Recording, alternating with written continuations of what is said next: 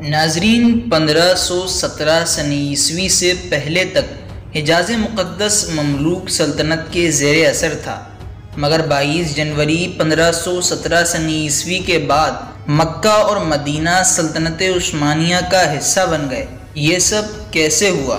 سلطنت عثمانیہ خلافت عثمانیہ کیسے بنی؟ اور سلطنت عثمانیہ کا ایک ظالم سمجھا جانے والا سلطان مسلمانوں کا پہلا ترک خلیفہ کیسے بن گیا؟ یہ سب آج کی اس ویڈیو میں ہم آپ کو بتائیں گے۔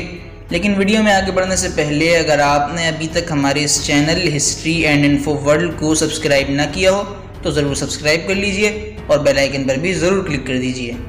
ناظرین، سن 1481 عیسوی میں جب سلطان محمد فاتح کا انتقال ہوا، اس وقت تک سلطنت عثمانیہ سپر پاور تو بن چکی تھی، مگر سلطان محمد فاتح کے جانشین بایزید ثانی ایک مضبوط حکمران ثابت نہ ہو سکے۔ یہ 1481 سنی عیسوی سے 1512 سنی عیسوی تک سلطنت عثمانیہ کے سلطان رہے۔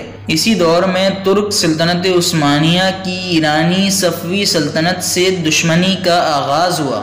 اس کے بعد 1512 سنی عیسوی میں سلیم اول یا سلیم یاؤز نے سلطنت عثمانیہ کا تخت سنبھالا۔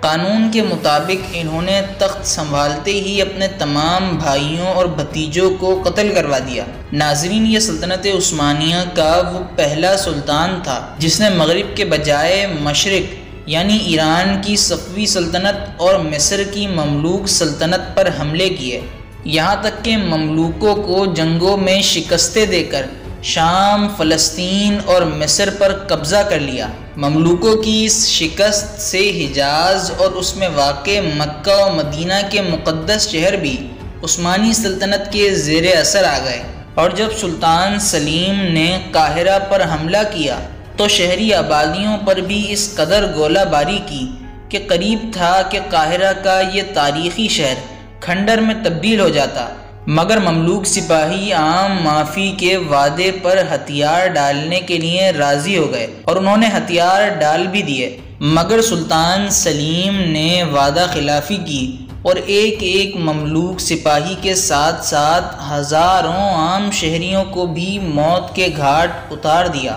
اس فتح کے بعد قاہرہ میں مملوکوں کے زیر نگیں آخری عباسی خلیفہ المتوکل ثالث سلیم اول کے ہاتھوں خلافت سے دستبردار ہو گئے، اور یوں خلافت عباسی خاندان سے عثمانی خاندان میں منتقل ہو گئی، جس کے بعد سلطان سلیم یاؤز مسلمانوں کا پہلا ترک خلیفہ سلیم یاؤز بن گیا۔ مصر سے نمٹنے کے بعد سلطان سلیم نے ایران کی صفوی سلطنت کے خلاف جنگ کا آغاز کیا اور تبریز اور بغداد پر بھی قبضہ کر لیا۔ اپنے دور حکومت میں سلطان یاؤز سلیم نے سلطنت عثمانیہ کا رقبہ 25 لاکھ مربع کلومیٹر سے 65 لاکھ مربع کلومیٹر تک پہنچا دیا۔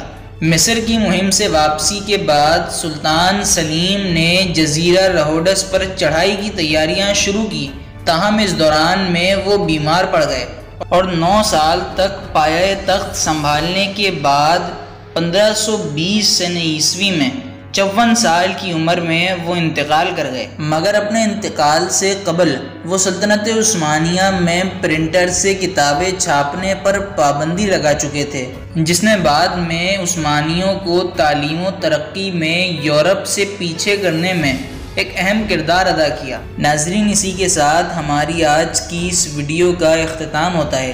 سلطان محمد فاتح نے قسطنطنیہ کیسے فتح کیا، یہ جاننے کے لیے ادھر کلک کیجیے۔